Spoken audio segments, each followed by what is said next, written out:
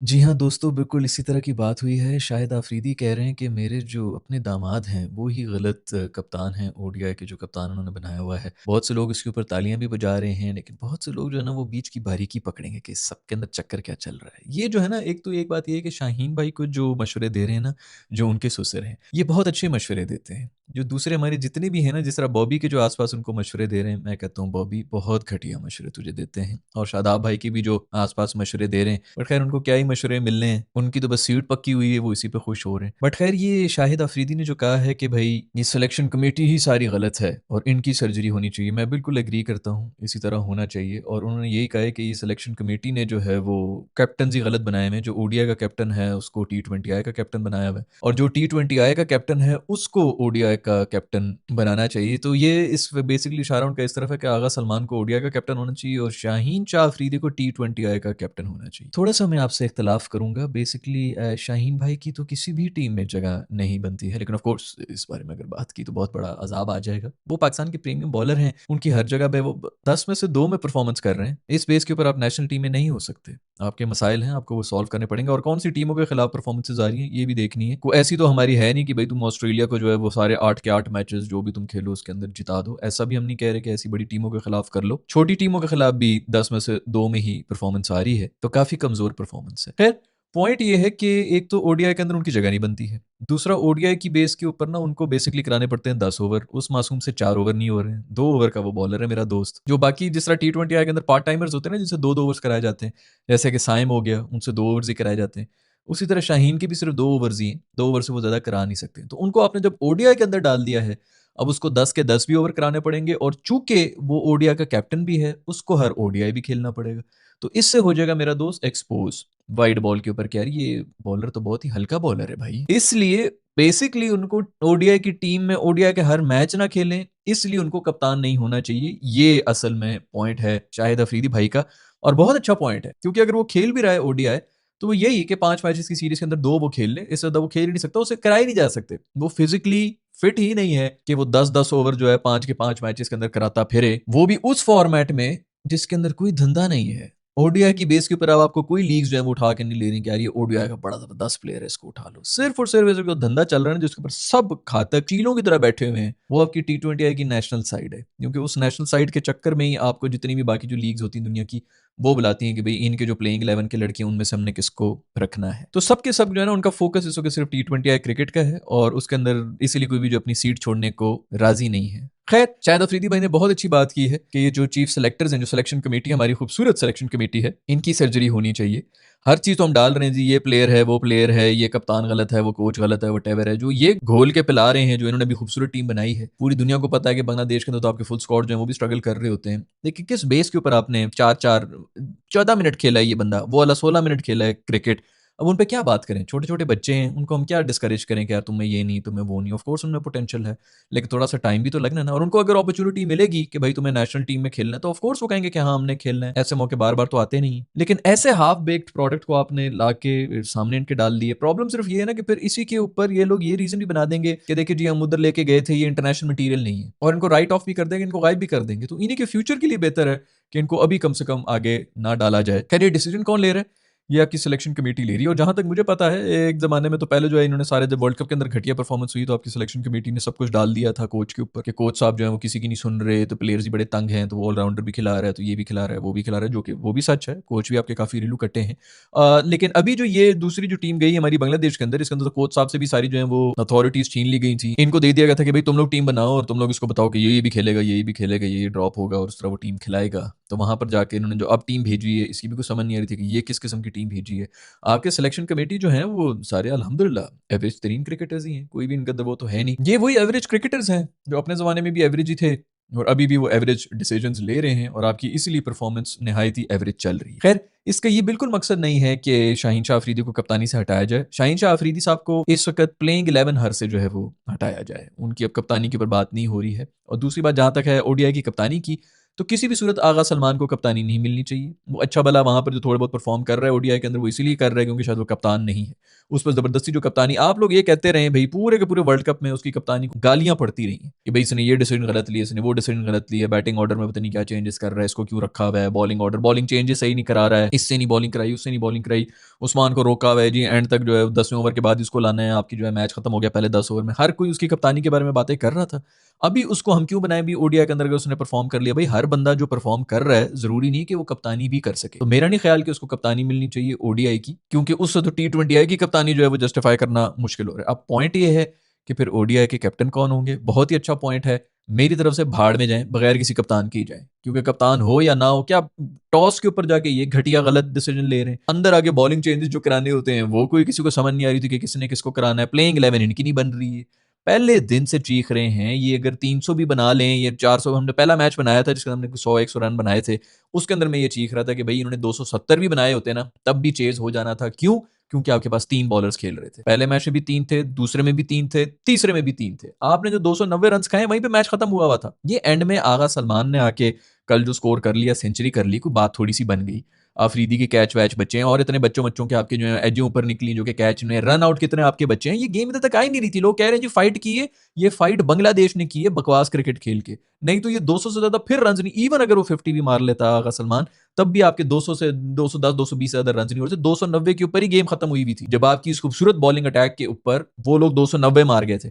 और ये उनका फेलियर है कि 290 पे वो रुके, वरना कम से कम भी 320 330 का तो जिस तरह उनको स्टार्ट मिला हुआ था उनके रन होने चाहिए थे। उन्होंने आपके मेन बॉलर्स को खेल लिया था, पीछे तो सारे रेलू कट्टे थे जिसके ऊपर उन्होंने नहीं मारा, जो मारने का हक होना चाहिए था। और जितना लंबा वो एंकर कर रहे थे, 45 ओवर तक वो एंकर किए बैठे हैं, 5-5 विकेटें पीछे पड़ी हुई, बल्कि ज्यादा 6-7 विकेटें पड़ी हुई थी। मुझे समझ नहीं आ रही थी किस किस्म की बैटिंग कर रहे हैं। फिर भी इन्होंने 290 जो मारे हैं वो इसीलिए मारे क्योंकि आपकी बॉलिंग नहायत ही रेलू कट्टी थी। पहली के अंदर एक्सपोज इसलिए नहीं हुई क्योंकि आप लोगों की टीम जो है पूरी कोलैप्स हो गई थी, बैटिंग में कोलैप्स हो गई थी। दूसरे वाले के अंदर जो है वैसी माहौल इस तरह मचा हुआ था, आपकी बैटिंग चल गई थी, उन्होंने मारना था, उस चक्कर में डकवर्थ लुईस वगैरह और वटेवर तो उसके अंदर भी छुप गया था। लेकिन मैं तब से बोल रहा था भाई ये आपकी नहीं चलेगी, और अभी तो ये बांग्लादेश के खिलाफ आपका नहीं चला है। तो ना आपकी टीम कॉम्बिनेशनें बन रही हैं, ना आपके टॉस जीतने के बाद कोई अच्छी डिसीजन हो रही है।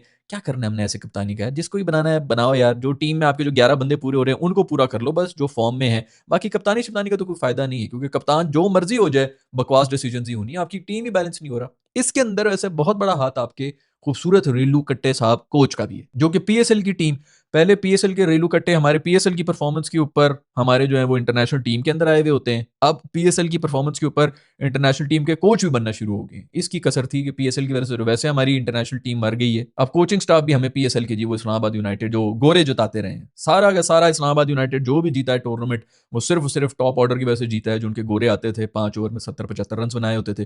पीछे हमारे पूरी पीएसएल की जो औकात है वो 160-170 रन की है। 170 आपने रन बनाए हो, 5 ओवर में अगले 70 करके चले गए हो, तो पीछे 15 ओवर के अंदर आप लोग 100 रन नहीं बना सकते। टी20 आई इसी तरह की खेल के वो सारे जीत गए, क्योंकि आपके गोरे जो है टॉप ऑर्डर टॉप 3 इनके वही होते थे, गोरे होते थे, वो मार के मैच ही खत्म कर दिया करते थे पहले 6-7 ओवर के अंदर। उस बेस के ऊपर हमारे जो है गोरा साहब कोच आए हुए और वो आके कोचिंग कर रहे हैं। बट खैर कोचिंग तो जैसी है ही है, आपकी सिलेक्शन कमेटी भी नहायत रेलू कट्टी है। जिन लड़कों के ऊपर 1 साल से इन्वेस्ट कर रहे थे, अभी इनको अगर बाहर किया था जब उनको डालने की बारी आई थी, उनको निकाल दिया। जिन लड़कों के ऊपर 1 साल से टी20 अंदर के इन्वेस्ट कर रहे थे, वर्ल्ड कप से पहले जो है उनको निकाल के बाहर कर दिया। दोबारा पुराने प्लेयर्स आ गए। खैर सरफराज भाई ने जो है वो रिटायरमेंट का ऐलान कर दिया है। सिलेक्शन कमेटी में वो बैठे हुए थे और उन्होंने रिटायरमेंट का ऐलान नहीं किया। तो सबसे पहले तो इस बात के ऊपर तालियां हो जाए भाई। खैर बड़ी मेहरबानी है sir, thank you very much. उन्होंने अच्छी सर्विसेज की हैं, कोई इसमें शक नहीं है। कप्तान वो अच्छा ही था, आप उसकी गेम के बारे में और उसके बारे में फिर ही बात कर सकते हैं। लेकिन इन्होंने भी जो है वो जिम्बाब्वे वगैरह की सीरीज और इस किस्म की 5-5 सीरीज के अंदर बैठे होते तो फुल बेंच के साथ ये लोग जा रहे होते, तो इन्होंने कोई ऐसे वो उस किस्म की नहीं की थी कि फ्यूचर बनाना है या वट।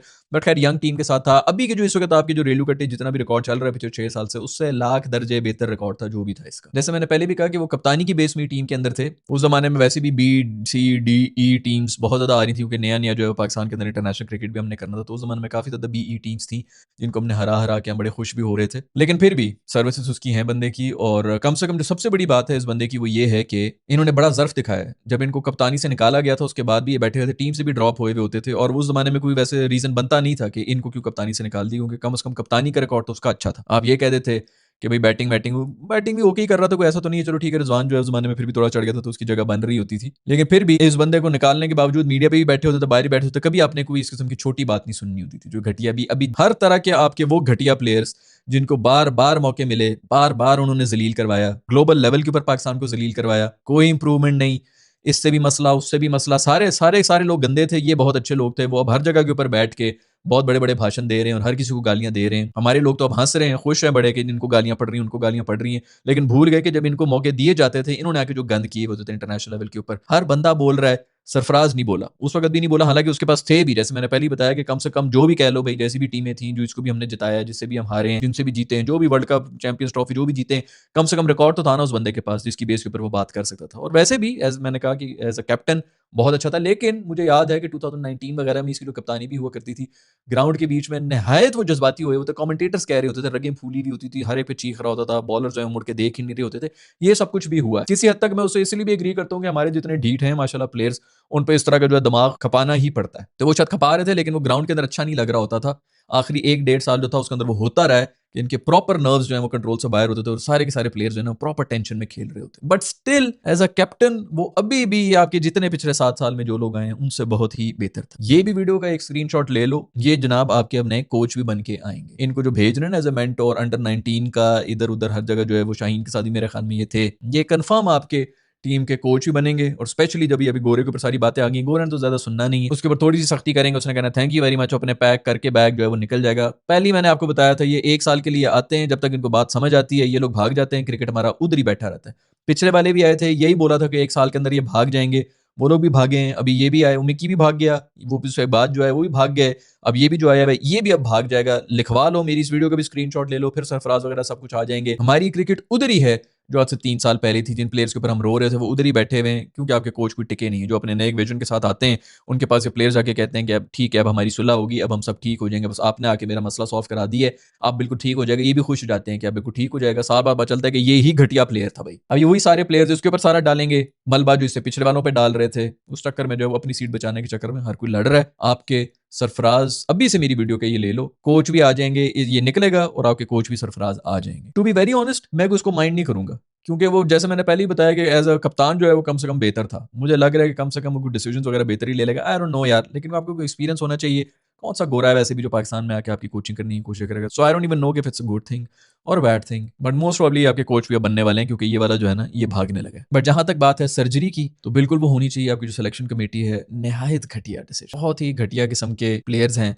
अब प्रॉब्लम सिर्फ ये है ना कि अब आपके ये जो आएंगे, जो नई आएगी, उसने आके फिर पुराने प्लेयर जिनको ये भी निकालने की कोशिश कर रहे हैं, जो अल्लाह अल्लाह करके जो मतलब 3 साल पहले होना चाहिए था, अब वो 3 साल फिर से जलील हो के किसी को अगर बाहर कर रहे हैं। मोस्ट प्रॉब्ली अब वो बाहर होने ही वाले हैं, तकरीबन उनका चैप्टर खत्म हुआ, ये लोग सब चेंज हो जाएंगे, नए लोग आ जाएंगे, फिर आपके दोबारा से जो है यही लोग वापस आ रहे होंगे पीएसएल के अंदर, वो परफॉर्म करेंगे। और पीएसएल का स्टैंडर्ड इस वक्त दुनिया का सबसे बड़ा स्टैंडर्ड बना हुआ है। अपनी फट्टा विकेट्स हैं, अपने बंदे हैं, अपनी जो बॉलर भी है वो भी उर्दू में बात कर रहा है तो उसको गालियां दे रहे होंगे। अभी अब्दुल्ला शफीक साहब ने पिछले दिनों वो एक इंटरव्यू दिया ना, जिसके अंदर वो बहुत जो है जुगते मार रहे हैं, जो उनसे क्वेश्चन भी पूछ रहा है।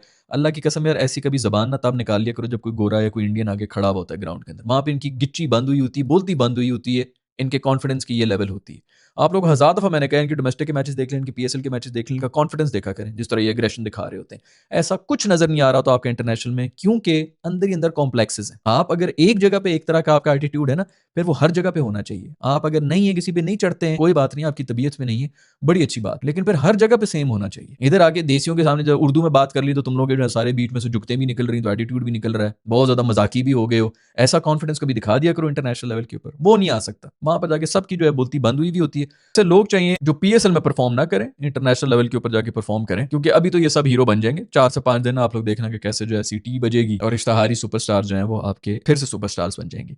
बांग्लादेश से हम लोग सीरीज हार चुके हैं। निकाले वाला मैच भी जो है वो 290, हम तो वैसे तो बड़ा हमने फाइट कर लिया था, लेकिन कोई फाइट नहीं किया था। एक सलमान अली आगा ने फाइट की थी, उसकी बेस के ऊपर कभी भी टीम्स को जीतना चाहिए। नहायत घटिया टीम परफॉर्मेंस थी। बॉलिंग में भी हमने घटिया परफॉर्मेंस की थी कि 300 रन खाए हुए थे, 290 खाए हुए थे, तो मस्ट विन वो था। टॉस भी घटिया था जो कि हमने जीत के उनको बैटिंग दे दी। आपने तभी दी थी ना कि भाई आप जो है वो इनको 200 210 20 के ऊपर रिस्ट्रिक्ट कर देंगे, तो आप वहां पे भी रह गए थे। और फिर बाद में अगर आपने बैटिंग कर भी ली है तो टॉस इसीलिए आपने जीत के पहले बॉलिंग की थी कि बाद में ड्यू आएगी, तो ड्यू में आपने बैटिंग करके कोई कमाल नहीं किया है। आपके 80 के ऊपर मैं हमें 5 एक आउट थे, तो मुआवजा हो गया कि आपने जो है यहाँ तक बात आ गई। और हर रोजाना हर दफा नहीं होता कि कोई बंदा सेंचुरियां मार रहा हो और गेम आपकी बन जाए। जितने वैसे भी बहुत से चांसेस बांग्लादेश ने भी छोड़े हैं, जो कोई और टीम होती तो बहुत पहले खत्म करके बैठी हुई होती। और मैं सिर्फ कैच ड्रॉप की बात नहीं कर रहा, रन आउट में ये वो और लेट भागना कैच के लिए, उन सब चीज़ों के बारे में बात कर रहा हूँ। उस लिहाज से पाकिस्तान को पूरा का पूरा मौका मिला हुआ था, इसीलिए हम पहुंच गए थे। इसके ऊपर डिटेल वीडियो है जो कि मैंने कल के मैच के बाद ही बनाई हुई थी, यहाँ पर मैं कहीं डाल दूंगा, अगर आप लोग नहीं देखी तो वो भी देख सकते हैं। मैं मिलूंगा आप लोग से नेक्स्ट वीडियो के अंदर। अपना ख्याल रखिएगा, अल्लाह हाफ़िज़।